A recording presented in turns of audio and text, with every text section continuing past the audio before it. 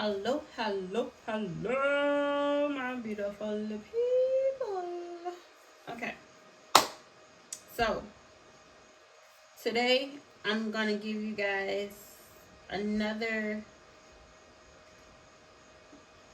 I'm gonna give you guys a message today.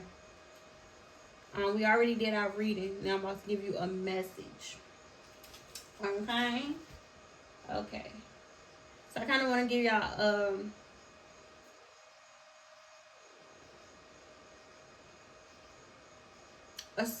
I kind of want to give y'all a concept into what we're going to be talking about today, because as I told y'all before in the last reading, that this message that I'm giving y'all has a lot of different components, so it has to be broken down in sections. So y'all know I already talked about the X paradigm, the Y paradigm, the Z paradigm. I talked about that. Talked about the 4 points, the 4 elements, the 4 seasons, the universal laws, and things like that. So y'all know that this is not something that I just written, y'all. So 5,558. We got 5, 5, 5, 8. I'm gonna tell y'all why we stop right here. We keep the 6 and the 7 because this is in contrast to another message. So it's a message within a message, right? So this is 6 and this is 7. 6 plus 1 equals 7. This is an enlightened message in order to enlighten the masses with this information that I'm releasing to y'all. Some messages I give in regards to warnings and in regards to repentance, in regards to ancestry messages. So this message is straight from the divine. How do I know that? Because the number 6 is a representation of sons of man, and the message is sons of man 6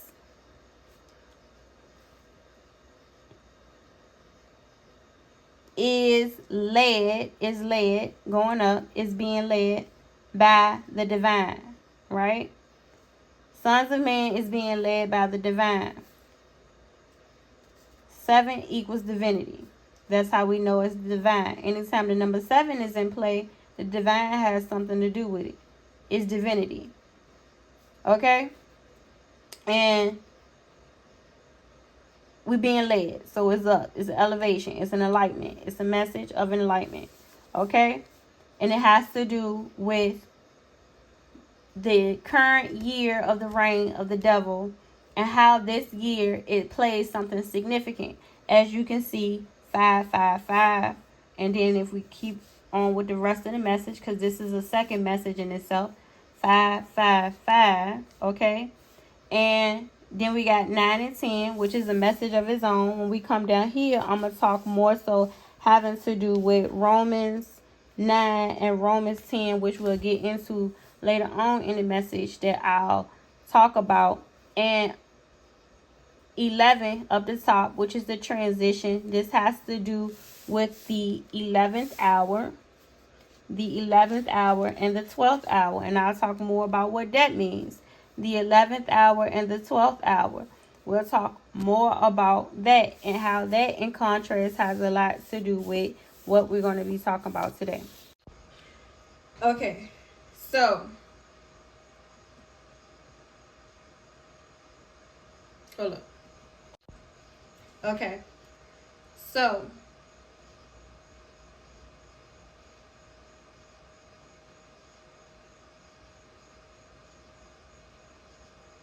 okay, read the message first.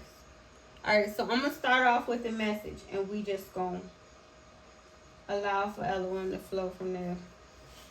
Let me get the message out, y'all. Hold on.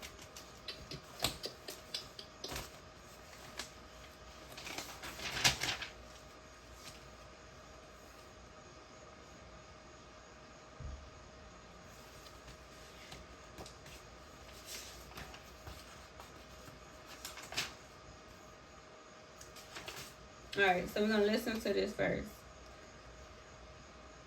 Y'all going to hear me talk a lot about the 12 minor prophets and their spiritual gifts. And we're going to talk a lot about this in this segment and how this is very important.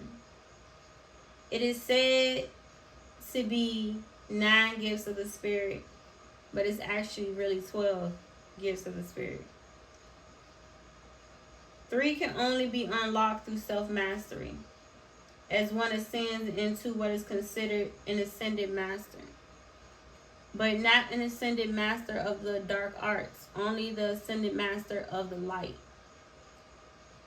And it's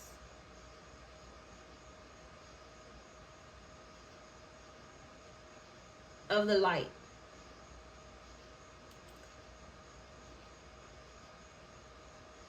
Of the light arts. Of the light arts. But the difference between the two, which we were talking about at first, which I told you guys is only two, it's only two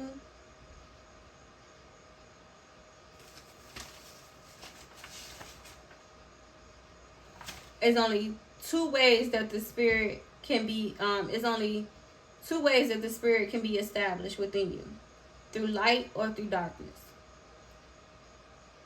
Through Elohim or through the princes of darkness. And I did say princess in plural, as it's always a legion. It's never just one.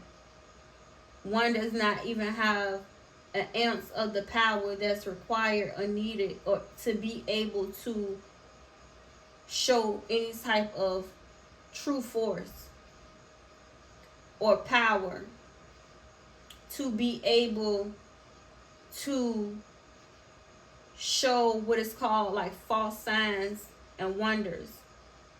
And you can mention you can cross-reference that in Exodus. I don't remember which chapter it is, but it leads up to the chapters when Elohim mentions how the sorcerers show false signs of signs and wonders. But give me 1 second. But their power run out. It's like they only have but so much power to exude. They can only exude but so much power and force before it runs out, which is why they have to run in packs, which is why cults and groups and things of sorts like that, they can't exist on their own. Anything of the nature of dark arts, they have to exist within a group, within some form of a covenancy that exists with multiple people using a combination of power and force in order to be able to portray themselves as the one source having to do with the power and force that's being exuded, demonstrated, shown. So I hope that didn't go over your head, for real, for real. If it did and you ever need me to explain something deeper, just let me know and I'll be happy. I will oblige. I'll be so happy. Alright, Holy Spirit, help me so I can get this out and move forward. Because you know how I am. You know how I be.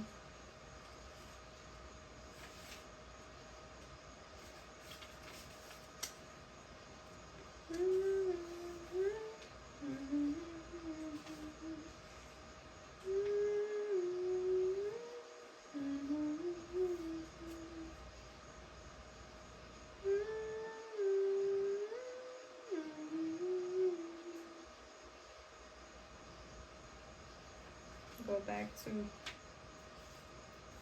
ouch. Glory to the Most High, share. God be nothing, I will see nothing, I will create nothing, I will bear for nothing, everything I've been for you.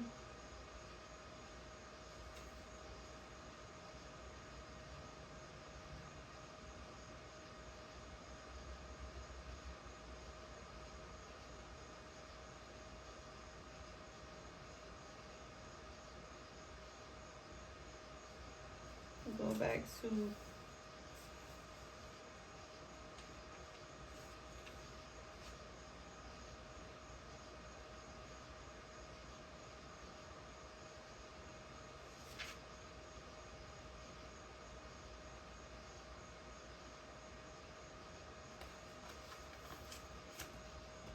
to allow for you guys to be able to understand everything that I'm trying to communicate to you guys. Okay? So I really want to get started. We're going to talk about what we're getting into today. That's going to dive a little bit deeper into the overall message, because it's probably going to be past, I can see this going past like 5 parts. I'm hearing 12 parts because of how compact this message is. I don't even know if I gave y'all a message last Monday night. I might have. I think it was at the beginning of the month. I don't even know. I know I had to go on like a hiatus because I had to get my mind right and clear my energy. To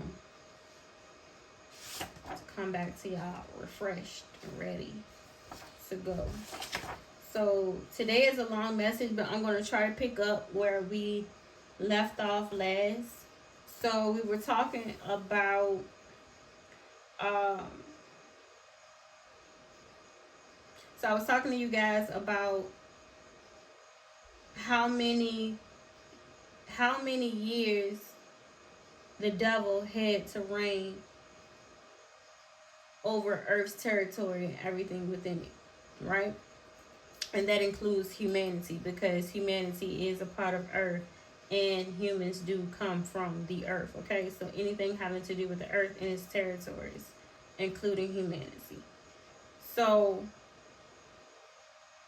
I told you guys about how the devil only had 6,000 years to reign on the Earth and its territories, including humanity. I told you guys that in order to be able to calculate the amount of generations that will have to endure the reign of the devil, and also to determine the current year we are in the reign of the devil, and to then cross-reference that information by verifying which the amount of generations that has passed so far that has been under the reign of the devil, to kind of get an observation or approximation of how many years we have to go under the reign of the devil, because we are being prepared for the new world. So we are in preparation for the coming of the new, of the Godhead, Christ consciousness. And this is a big transformation and a big transition into a new paradigm. And remember how it's kind of talked about how the X paradigm and the Y paradigm equals the Z paradigm, and we're going to get deeper into that. And I'm also going to cross-reference that in regards to how the paradigm plays a part in the mentioning of parables in the Bible, and how these parables have a deeper meaning to the etymology of language, learning how to study language. And I mean ancient language that goes back to Semitic times, which is the beginning of time, in order to gain better understanding at the transitions of new world orders. And the reason why I say that is because this is not the first new world order that has taken place having to do with sons of man and needing to be reset, realigned, with the Godhead, with Christ consciousness, with Elohim. And whether that be saving a remnant,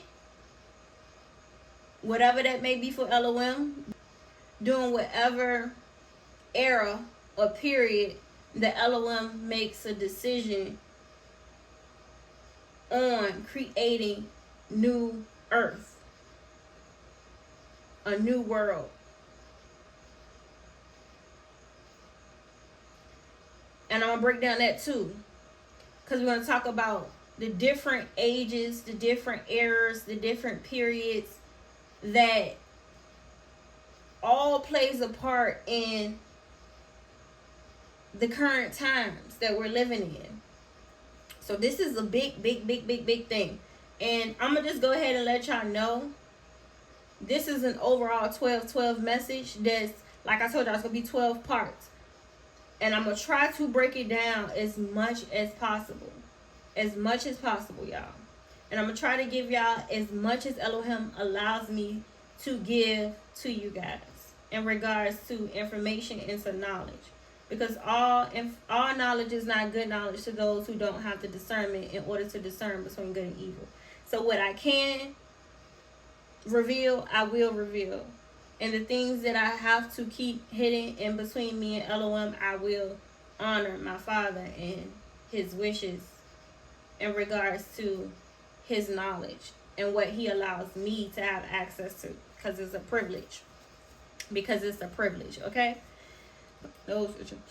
Okay, so we're going to dive deep into this thing. But I wanted to pick up and kind of give y'all an overview of everything we're going to be discussing within this segment. So we leaving off at the reign of the devil. And I gave y'all that significant piece of information in regards to cross-referencing information and certain things that leads up to what we're about to talk about today. So I'm going to kind of give y'all... So I don't want to show y'all everything, but these are my notes. So as y'all can see, I kind of wanted to break it down for y'all. So I got 5,558 because we're in the 5,558 year of the reign of the devil, okay? And I was told by Holy Spirit that I needed to decode these scriptures down in order to get a greater meaning of where they were trying to take me in regards to the message that I was supposed to give to you guys next. So we start off with Amos, which I gave y'all scriptures to go off of. So y'all already know, I already talked about this. We're going to cross-reference Exodus so I can kind of give y'all more of contrast as to where we're going with this message. So go to Exodus 7. Go to Exodus 7, and we're going to talk more in regards to this. So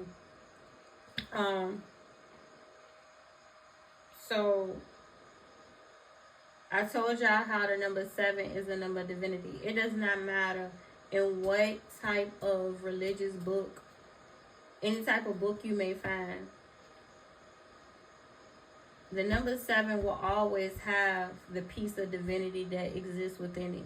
How the divine plays a part in whatever it is in the composure, the creation of anything. I'm trying to tell you, look at the number 7. Anything that begins with the number 7, it'll give you the components and the divine's play in the role that has to do with that piece of art, that piece of work, that piece of anything, creation, literature, whatever it may be. I'm trying to tell you, the number 7. And that would kind of also give you the answer or more insight into being able to decipher a little bit more as to having a sense of discernment, not on the same level as that I was talking about before, but it does give you a level. It's levels to everything. So it gives you a level of discernment in regards to how Elohim, how the divine plays a part in whatever it has to do with what you're learning, what you're seeing or looking at, what you're hearing, what you feel, what you sense. And it helps to boost your intuition and giving you an additional giving you additional leverage in the confirmation that you need to determine if Elohim is for it or against it. Okay? Alright. And that's just because some things can be tricky. And I'm going to tell you why. So we go into Exodus 7. We talk about how within certain things,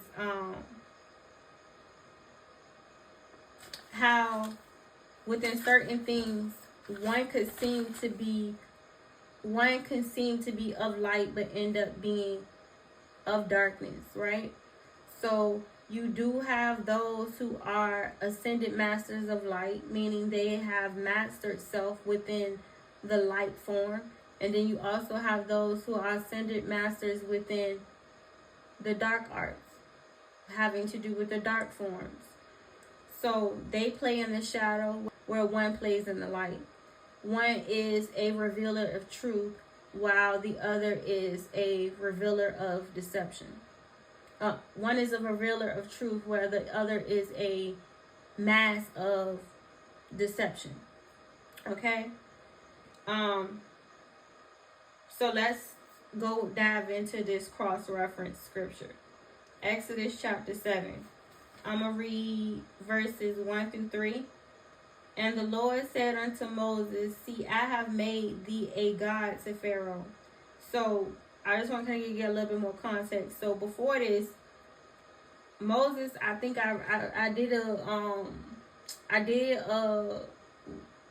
a message on who Moses was and his role that he played, as he played as a prominent leader in leading the Israelites out of bondage.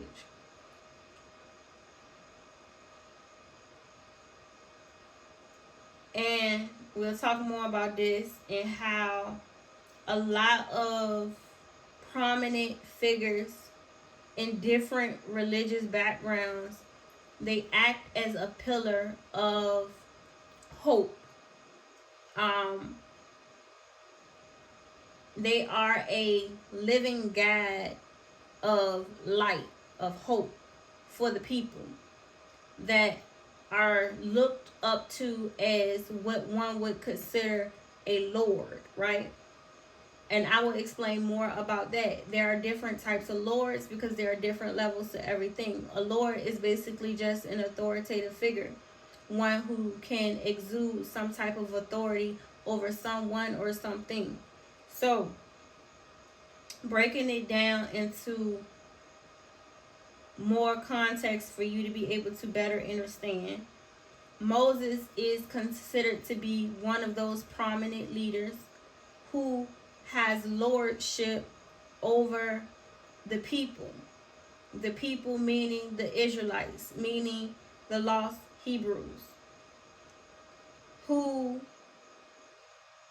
needed to find their way back into alignment with Elohim and their overall mission in the scheme of the outcome of humanity.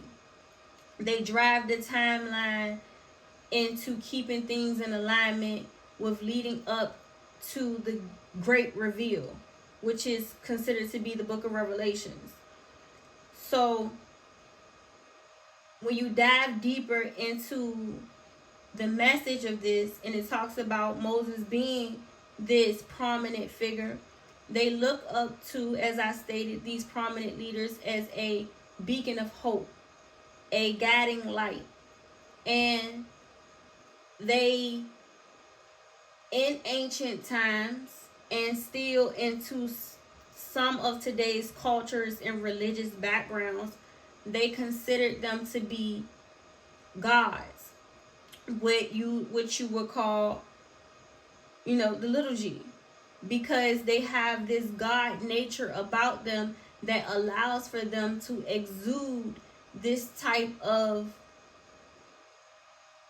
power and force that only one whom has mastered self, that has the ability to draw on the power and the force of that exists outside of themselves to be able to call in more power, more force, to have more authority over the people, to have this type of leadership ability to lead a people who are lost, who are seeking some sense of guidance, some sense of lordship, kingship, that gives them understanding of what it means to be whole, what it means to be of higher consciousness of self,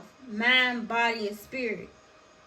They have these ascended masters, these leaders, these prominent figures, these lords, these kings are supposed to embody and demonstrate this skill, this mastery of self, to the point where they have a sense of control over the internal and the external parts of themselves in a spiritual and a physical sense, to the point where they're able to alchemize, not only alchemize, but transcend, transform certain elemental forces to work in their favor by manipulating nature, manipulating the laws of the universe, in order to be able to portray this godlike power, this godlike force. Okay, peace, God, be still. Okay, all right, we getting somewhere. So in this concept, right, Moses was this type of prominent figure, this godlike figure, this lord, this king that the people looked up to in a time of hardship, in a time of hardship, in a time of lost identity, right? All right. So, but what people fail to realize, that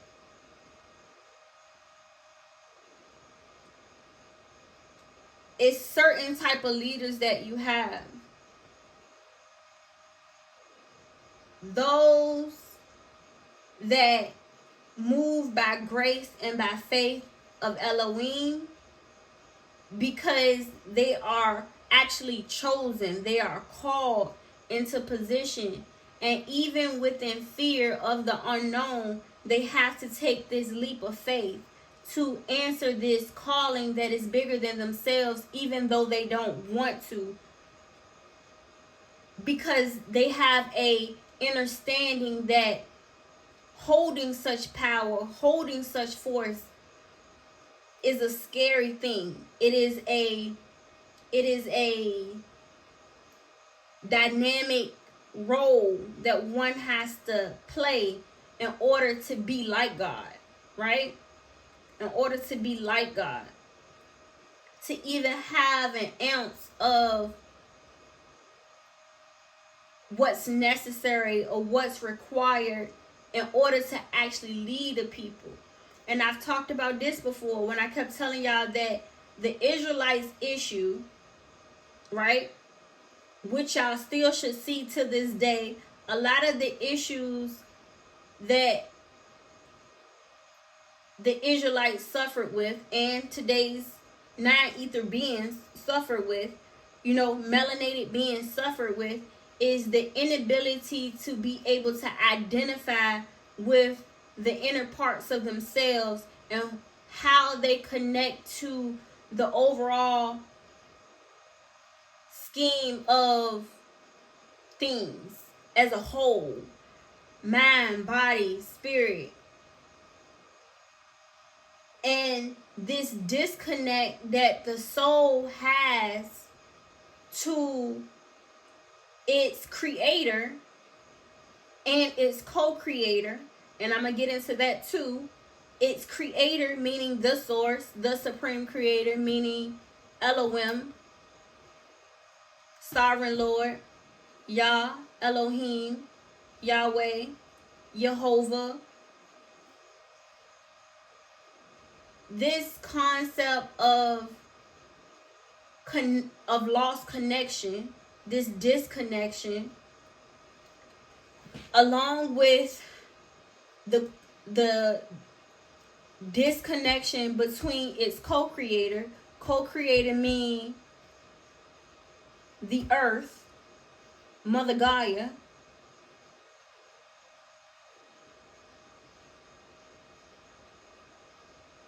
brings in this sense of imbalance, right?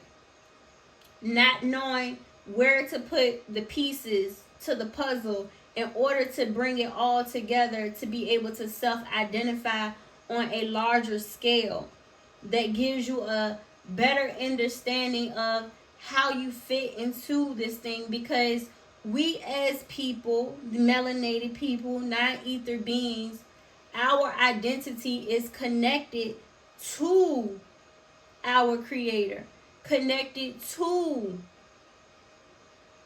Mother Gaia, the earth, because this connection is who we are. It's who we always have been. And it also ties us to who we will and shall become.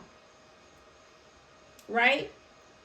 And this loss of connection, this disconnection between both our creator and our co-creator, it stems these insecurities that we have internally with not being able to identify with the naturalistic parts of ourselves that actually is a greater part of who we are as a people. I just told y'all in the last message that you have to know where you come from, where your ancestry come from, because knowing that information of where you come from is who you are, is who you were, who you are, and who you are becoming. There has to be a connection within the all, and we're going to get into that, and I'm going to show you proof. I'm going to cross-verify and reference certain scriptures in this good book that tells you how I know this to be true. So we're going to go back to Moses being this prominent figure, and I told y'all he carries this godlike sense of power and force, but Moses knows. It's a difference between certain leaders, those who walk within the light and those who walk within the dark. Those who walk within the light has a great sense of knowing, a great sense of wisdom, a great sense of understanding that power and that force that you're able to exude, that you're able to hold, is not your own. It's not your own. It's Elohim's and Elohim's alone. And it's because of the reason of it being Elohim's and it being given to you, you know it has a greater purpose to it, and it also comes with expectations and requirements that you have to meet, and that's whether you want to or not. Because of this, Moses and a lot of different prominent figures, which I told y'all we're going to really talk about and break down the 12 minor prophets. But there were other prominent leaders as well that I will bring up as we go through these 12 segments. And as I break it down for y'all, Moses struggled, like most of the prominent leaders did, with this internal sense of abandonment, self-confidence, and the ability of knowing whose they were and how much of a greater role they played in the outcome of very prominent and significant events that works up to the timeline of the great reveal. And these destiny fillers, because that's what we call them. That's what I call them. These destiny fillers can't see the bigger picture of how their calling plays a bigger role in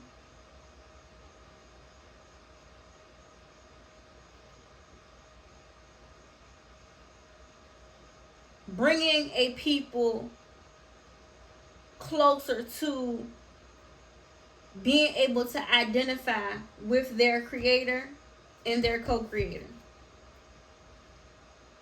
Alright, and I'm gonna prove to y'all. So I'm gonna go back up a little bit so y'all can kind of see what I'm talking about. We're gonna start off Exodus 6:28. And it came to pass on the day when the Lord spake unto Moses in the land of Egypt, that the Lord spake unto Moses, saying, I am the Lord. Speak thou unto Pharaoh, king of Egypt, all that I say unto thee. And Moses said before the Lord, Behold, I am of uncircumcised lips. How shall Pharaoh hearken unto me?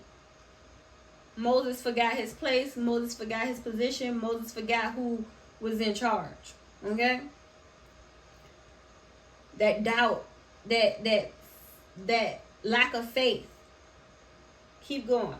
And the Lord said unto Moses, See, I have made thee a God. And the Lord said unto Moses, See,